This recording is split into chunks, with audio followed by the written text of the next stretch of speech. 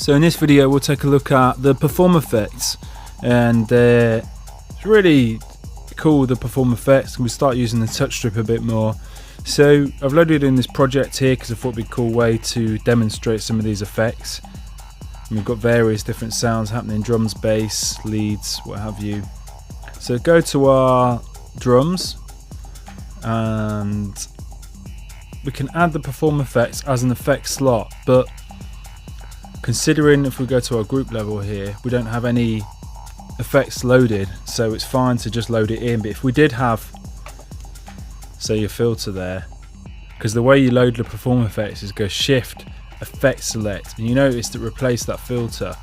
So that's something to consider if you do have a group with some processing, you want to load the perform effects. Just be sure you're not replacing the effect that was already there. So the way to load it up, shift and perform effects, and then it's brought up this filter,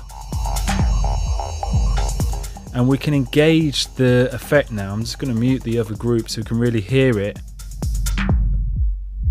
using the touch strip. You notice this engage here, at the moment it's off, so the effect is bypassed until we touch the touch strip, and then the engage is on, so the effect is on. And with each one of the different perform effects, one of the main parameters, the most effective or creative parameter, is mapped to the touch strip. So for the case of the filter, it's the frequency. So we can just sweep the frequency using our touch strip. We could change, say, the filter type, high pass.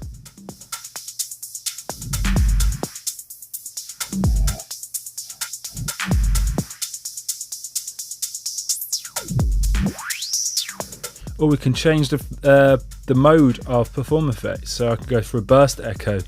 Again, it's not going to have any effect until I engage the touch strip.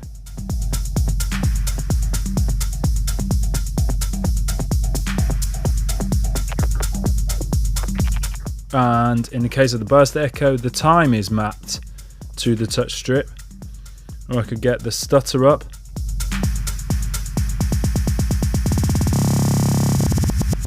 And in this case, the length is mapped to the touch strip.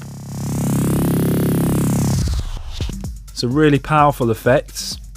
We can only add them at group level, so we can't add them at sound level. If you're at sound level and you go shift perform effects, it just adds it at the group level. You can't add it at master level either, and you can only add one perform effects per group, and I think that's just a CPU thing, because they're quite CPU intensive, I guess. So really cool. Let's look at what else we've got in here. The flanger. Let's unmute some of these other sounds in here.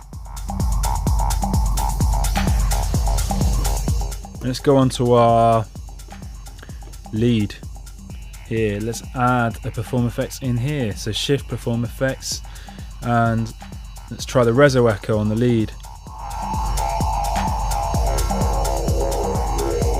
And it's mapped, the touch strip is mapped to the frequency, and then we can tweak other parameters as we go.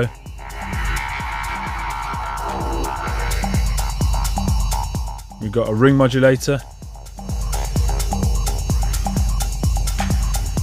Go back to our drums, see what else we have in here.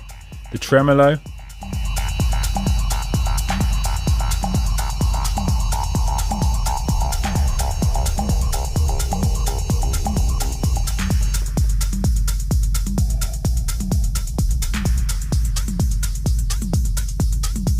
That's more of an effect when you put it on the vary speed or frequency shift.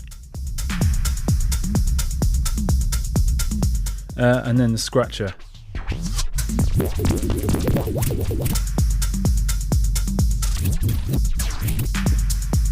So we can also write in automation for the perform effects the same way as we can any of the effects. So if I went back to the stutter and wanted to write that into the pattern, like either hold down automation and do it,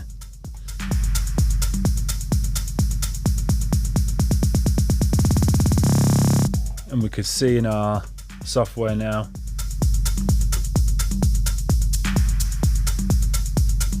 the engage is written in as automation, and this touch strip movement is written in as automation as well.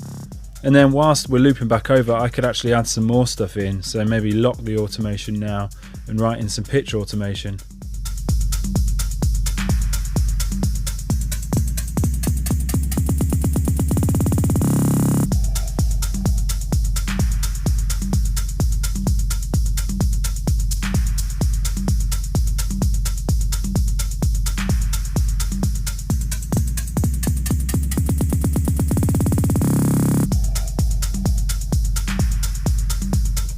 Make sure I come out of the automation lock and let's look at another sound.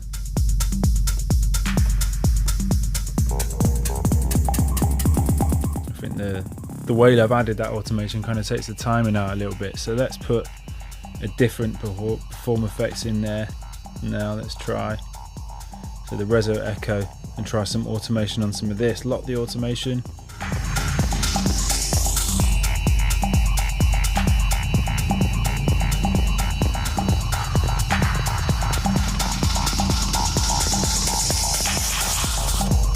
And so we've written in all of these automation lanes there, and you get some really powerful stuff happening.